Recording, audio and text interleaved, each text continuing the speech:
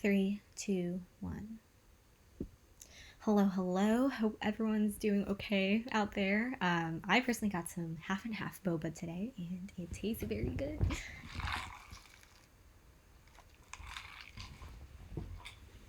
Okay, so today we're going to be going over Leetcode number 901, which is online stock span, and this was the challenge for the May Leetcoding challenge for yesterday, which was Tuesday, the 19th of 2020. And this problem actually doesn't appear a lot in interviews according to this Leetcode frequency bar. It's just like right here, like a smidgen on the end. But despite that, I think it goes over some important concepts about how to kind of keep track of information as you're traversing a list so that your runtime isn't horrible and you're not repeating work when you don't have to. Okay, so I'm going to read the problem, go over kind of the thought process for how to solve the problem, go over the code, go through some examples, and we should be good to go. So write a class stock spanner, which collects daily price quotes for some stock and returns the span of that stock's price for the current day. The span of the stock's price today is defined as the maximum number of consecutive days, starting from today and going backwards, for which the price of the stock was less than or equal to today's price. So basically, what are they saying? We're going to read the next line. The example will make it clear.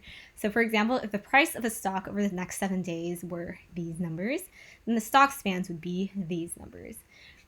And so you can see here that because 180, they don't have any stock prices before it that are less than it, their stock spans are 1. So basically, whenever there are stock prices that are decreasing, that stock prices span is going to be of value 1. However, if there is a stock price, let's say today the stock price is 70, its span is 2 because it'll include 60 in its stock span because it is less than 70. When we get here to 75, its stock span is 4 because the length of its stock span ends here because these are the 3 numbers right before 75 that are less than 75. So any day's stock span is going to be the length of the list before it, where all the numbers before it are decreasing. So it doesn't matter how, for example, for 75, that, oh, look, 60 is increasing to 70 and the 70 decreases to 60. All of them are less than 75, while 80 is not. So that's where 75's stock span stops. And that's why 75's stock span's length is of length 4 right here. All right, so hopefully that makes sense.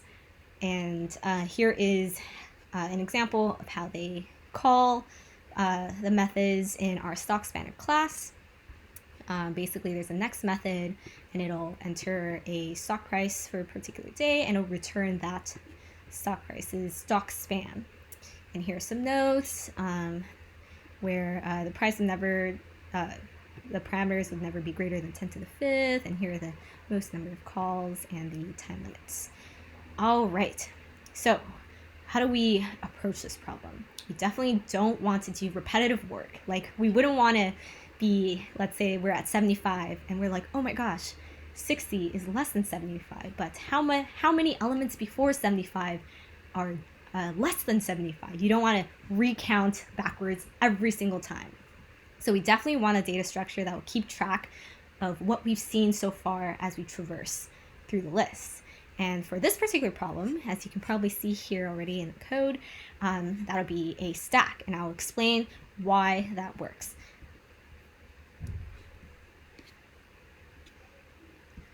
Okay, so I'm going to give an overview of kind of the concept behind this problem, which is kind of explained here in the solution. But basically, okay, let's go back to the initial example.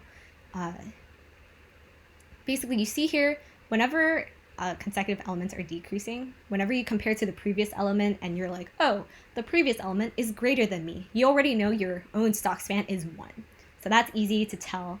The more difficult part is kind of what I was saying before with element 75, is if there are previous elements that are smaller than you, how do you calculate the stock span for yourself? And how do you know like how much farther back you should go and what should be counted in your stock span, right? So basically in the solution, it'll explain how a stack is really, really helpful for that. So I will read the intuition again, which kind of is similar to what I just said, and then we'll go deeper into how the algorithm actually works. Okay, so clearly we need to focus on how to make each query faster than a linear scan. In a typical case, we get a new element like 7, and let's say there are these previous elements, 11, 3, 9, 5, 6, 4. So let's try to create some relationship between this query and the next query. So let's say you get 7. Let's say you're at 7, right? 7 has just been added to this list. And then the next element is 2.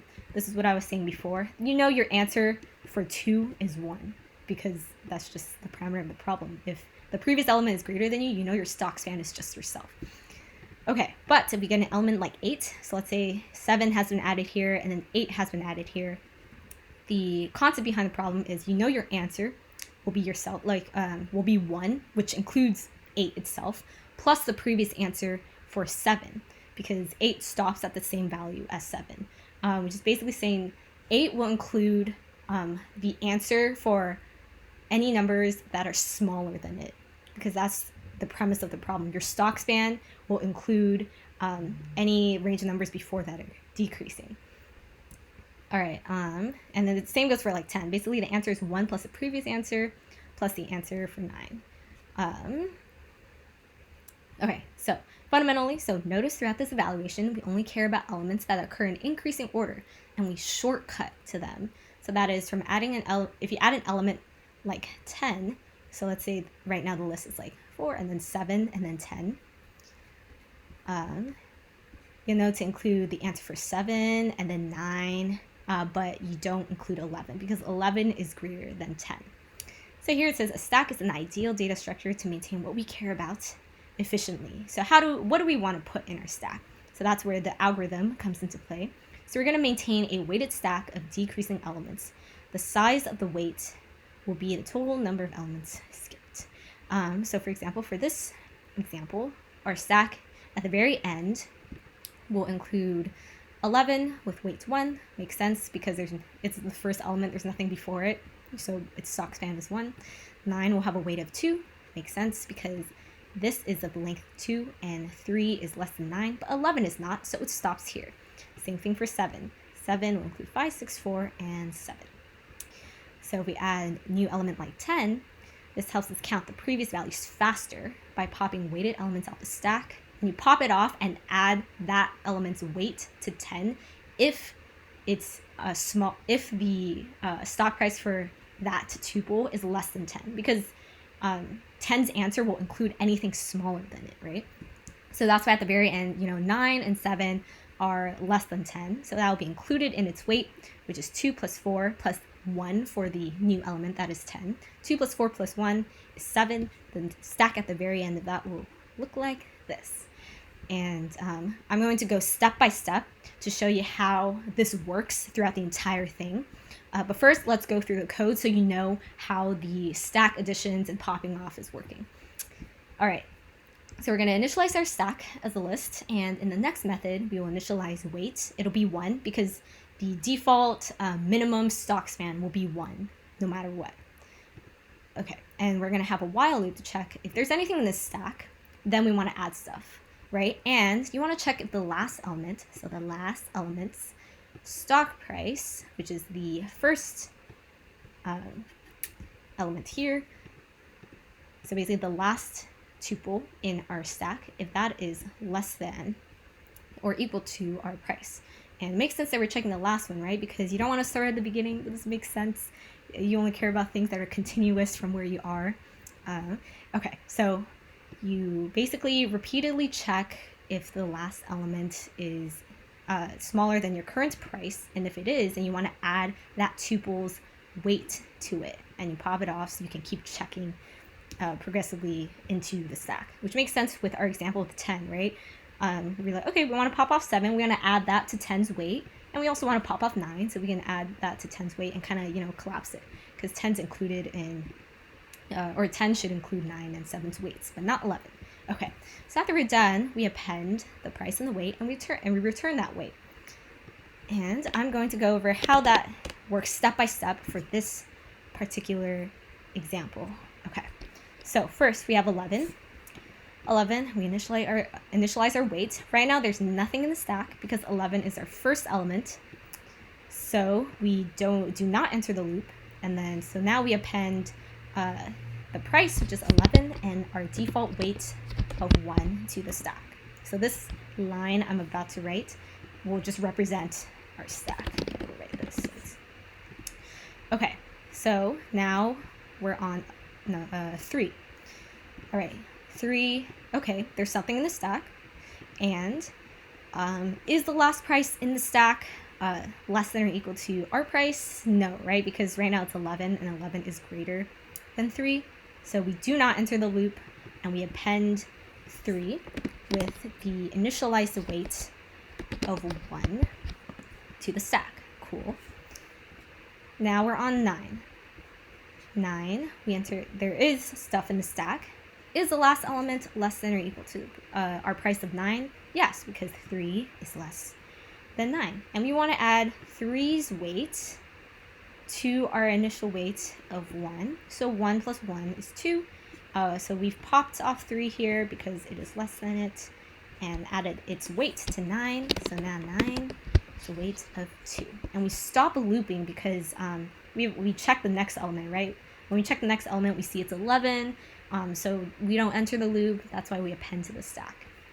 All right, now we are on element 5. There is stuff in the stack, and the last element is not less than, or the last element is greater than 5. So we don't enter the loop, and we add to the stack 1. All right, now we are on 6. Okay, there is stuff in the stack, and 5, the last element in the stack, is less than or equal to 6, which is what we're on. So we enter the loop, we pop off this guy with weight of 1, and add it to 6's weight, which is 2, right? So right now weight is equal to 2. And we keep looping again. There's still stuff in the stack, and is the last price smaller than 6? No. So we exit the loop and append what we have currently, which is 6, and has a weight of 2. All right, now we're on to element 4. All right, 4, there's stuff in the stack. The last element, this condition is false because 6 is not less than or equal to 4. So we skip it and just straight up append the default price. All right, now we're on to 7. 7, there's stuff in the stack. Is the last, and 4 is less than 7. So we're like, yay, okay, so weight right now is 1, right? And then now we add 4's weight and pop it off. So delete, and add the 1 that was part of 4's tuple. And then we keep looping, right? We check this last element. There's still stuff in the stack, and this last element, okay, 6 is less than 7. So we want to pop this guy off, as here, take its weight of 2 and add it to 7's answer. And then we're looping basically until the last element in the stack is not smaller or equal to our current price, which is 7. All right, so basically it stops here at 9 because 9 is greater. And then we're like, okay, we're done for this loop iteration. So weight equals 4. All right, so let's continue with the example they provide here, which is, let's say the next element they add is like 10, right? All right, it's like, okay, 10. What here, or like as you go backwards, 7 is less than 10, 9 is less than 10. So you know these guys will be added to 10's answer as we did in our previous iterations, right?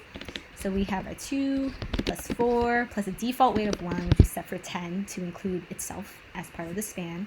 So that is why at the very end, 10's weight is 7, and that is how the stack at the end will look. All right, and the time complexity, it's O of Q, and they define Q as the number of calls to stockspanner.next, which makes sense, right? Because you're only going to do the amount of work, the same amount of work as the number of times that you call next, like how they do so here. Yeah, so because of that, there are only going to be queue pushes to the stack and at most queue pops.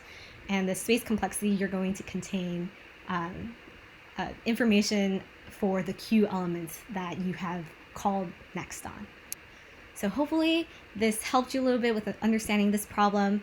If you guys have any feedback for how I should explain stuff or need more clarifications, please let me know. I think this is a very valuable practice to help myself get better at Leetcode, because if I can teach somebody it, that means I get a greater understanding of it. So thank you guys for going through this with me. Happy Leetcoding, I guess, and stay safe and healthy.